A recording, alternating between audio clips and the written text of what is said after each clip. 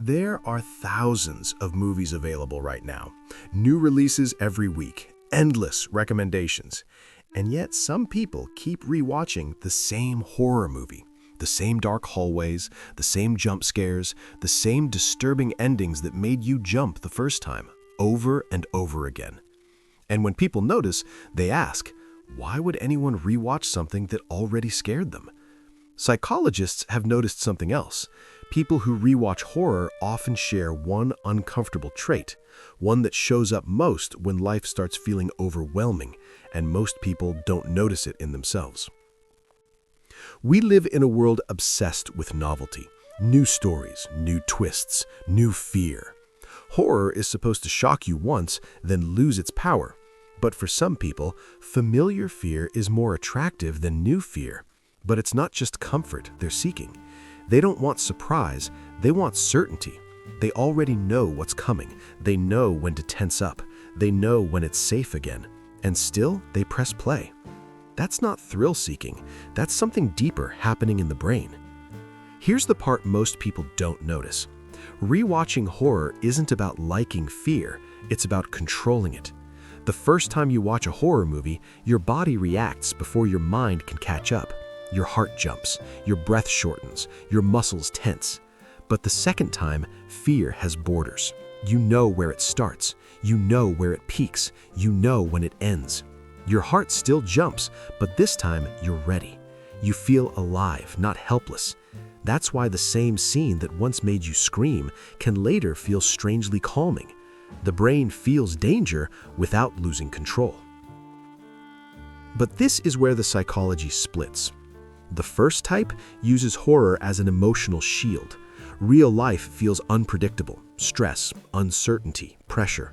Horror gives them a clean threat and a guaranteed ending. The danger is intense, but it's contained. Nothing follows them after the credits roll. Their brain learns something vital. I can feel fear and still be okay. Every rewatch quietly reinforces that sense of stability.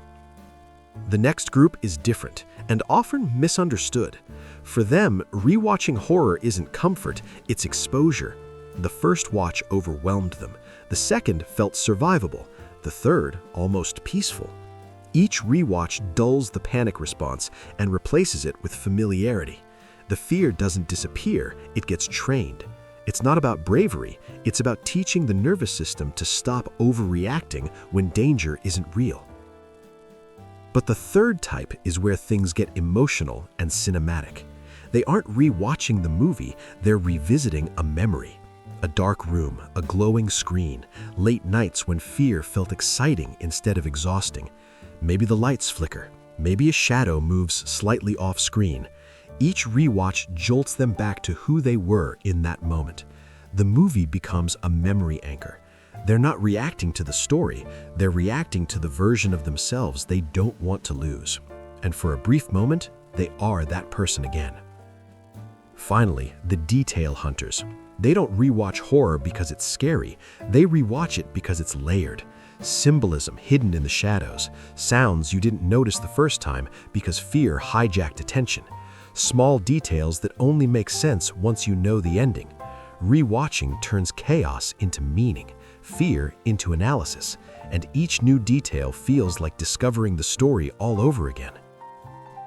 The uncomfortable truth tying them all together? People who rewatch horror aren't chasing fear. They're choosing exactly what their mind needs: control, regulation, memory, or understanding. In a world that constantly demands stimulation, they've figured out how to use stories to steady themselves. And if you rewatch horror, it might say less about bravery and more about what you're trying to manage in your own life. If you've ever put on a horror movie late at night, not to be scared, but to feel something familiar, you already know which type you are. Maybe the real question isn't why some people rewatch horror. Maybe it's why certain stories feel safer to replay in the dark. Because the stories we return to when no one's watching usually reveal more about ourselves than the ones we avoid.